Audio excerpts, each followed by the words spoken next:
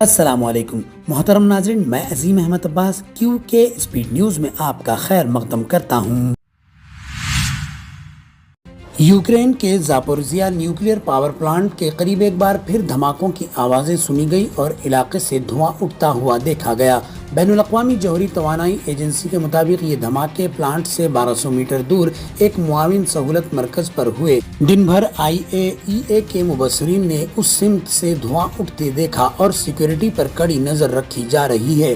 Europe کے سب سے بڑے نیوکلیئر مرکز پر نیا خطرہ ہے اور دنیا ایک بڑے حادثے سے صرف لمحوں کی دوری پر ہے۔ تہران نے ایک بار پھر خبردار کیا ہے۔ ایرانی فوج کے سربراہ امیر خاتمی نے کہا ہے کہ اسرائیل کی جانب سے حملے کا خطرہ اب بھی موجود ہے۔ یہ بیان ایسے وقت میں آیا ہے جب 2 ماہ قبل ایران اور اسرائیل کے درمیان 12 روزہ جنگ ہو چکی ہے، جس میں امریکہ بھی شامل تھا۔ آرمی چیف کا کہنا ہے کہ 1% خطرے کو بھی 100% سنجیدگی سے لینا ہوگا اور ایرانی میزائل و ڈرونز جوابی کارروائی کے لیے پوری طرح تیار ہیں۔ خطے میں تناؤ پھر سے بڑھ رہا ہے اور کسی بھی لمحے نیا محاذ کھل سکتا ہے۔ تل ابیب کے انتہا پسند وزیر ایتمار بین گویر نے ایک بار پھر اشتعال انگیزی کی تمام حدیں پار کر دی۔ مسجد اقصی کے مقدس احاطے میں داخل ہو کر یہودی رسومات ادا کی، صرف مسلمانوں کے جذبات کو مجروح کرنے کے لیے۔ یہ شخص نہ صرف نیتن یاہو کا قریبی اتحادی ہے بلکہ اسرائیل کی اندرونی سلامتی کا وزیر بھی ہے اور جبراً مسلمانوں کو مسجد اقصی سے روک کر انتہا پسند یہودی گروپوں کو عبادت کی اجازت دلوا رہا ہے۔ مسجد اقصی کی حرمت کو مسلسل پامال کیا جا رہا ہے اور اسرائیلی ریاستی طاقت کے زور پر نہ صرف ان مظالم کو تحفظ دے رہی ہے بلکہ ان کی حوصلہ افزائی بھی کر رہی ہے۔ یہ عالمی برادری کے لیے لمحہ فکر ہے۔ مسجد اقصی صرف فلسطینیوں کا نہیں بلکہ تمام مسلمانوں کا ہے۔ تل ابیب میں ہزاروں اسرائیلی شہری سڑکوں پر نکل آئے، حماس کی قید میں موجود قیدیوں کی فوری رہائی کا مطالبہ کیا۔ افطار ڈیوڈ کی ویڈیو نے پوری قوم کو جھنجھوڑ کر رکھ دیا، جس میں وہ بھوکا، کمزور اور ایک خبرنما سرنگ میں دکھایا گیا۔ مظاہرین چیخ رہے تھے 666 دن ہو چکے ہیں، اب بس۔ اسرائیل کا دعویٰ ہے کہ اب بھی 50 قیدی غزہ میں موجود ہیں، جبکہ دوسری طرف اسرائیلی بمباری سے 60,000 فلسطینیوں کی جان جا چکی ہے۔ اتر پردیش کے ضلع گونڈا میں ایک دل دہلا دینے والا حادثہ پیش آیا۔ بولیرو گاڑی بے قابو ہو کر نہر میں جا گری۔ گاڑی میں 15 افراد سوار تھے جو مندر سے واپس لوٹ رہے تھے۔ افسوسناک طور پر 11 افراد کی موت واقع ہو گئی، جن میں ایک ہی خاندان کے 9 افراد شامل ہیں۔ پولیس کے مطابق 4 افراد، جن میں ڈرائیور اور بچے شامل تھے، وہ زندہ بچا لیے گئے۔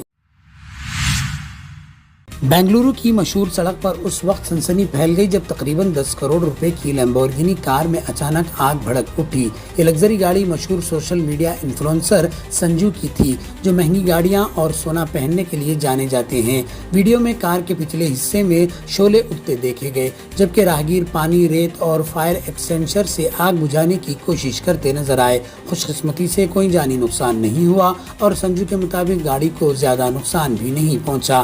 آگ لگنے کی اصل وجہ تاحال معلوم نہیں ہو سکی۔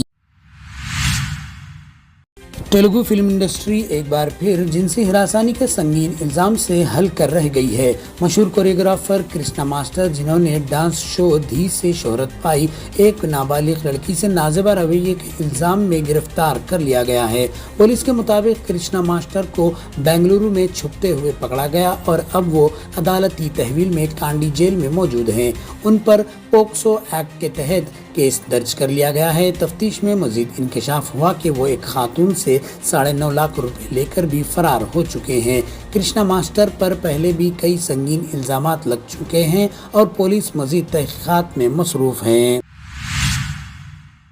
حیدرآباد میٹرو کا MGBS سے چندرائن گٹے تک کا کام تیزی سے جاری ہے۔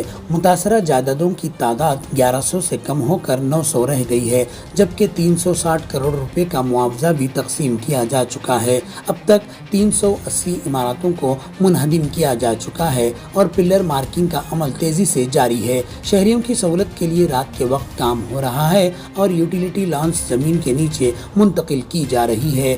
HMRL کے MD NVS ریڈی روزانہ جائزہ لے کر کام کو تیزی سے مکمل کرنے کی نگرانی کر رہے ہیں۔ حیدرآباد کے چندل بستی کے ویر نگر علاقے میں بجلی کے شارٹ سرکٹ سے خوفناک آگ بھڑک اٹھی۔ خوش قسمتی سے جانی نقصان تو نہیں ہوا، لیکن رہائشی نارائن کا پورا مکان جل کر راکھ ہو گیا۔ آگ نے ان کا سارا سامان، بچوں کے تعلیمی اسناد اور قیمتی دستاویزات خاکستر کر دیے، جن سے نارائن کو شدید ذہنی صدمے سے دوچار کر دیا۔ AIMIM کے کارکن شیخ نظام اگر فوری طور پر اطلاع نہ دیتے تو نقصان کہیں زیادہ ہو سکتا تھا۔ نیلوفر فائر اسٹیشن سے 2 فائر بریگیڈز نے بر وقت پہنچ کر آگ کو پھیلنے سے روک دیا۔ فائر ڈپارٹمنٹ کی فوری کارروائی پر عوام نے دل سے خراج تحسین پیش کی۔ آپ دیکھ رہے تھے QK اسپیڈ نیوز۔ اپنے دوست عظیم احمد عباس کو دیجیے اجازت۔ لیٹسٹ اپڈیٹ کے لیے ہمارے چینل کو لائک، شیئر، سبسکرائب کرنا نہ بھولیں۔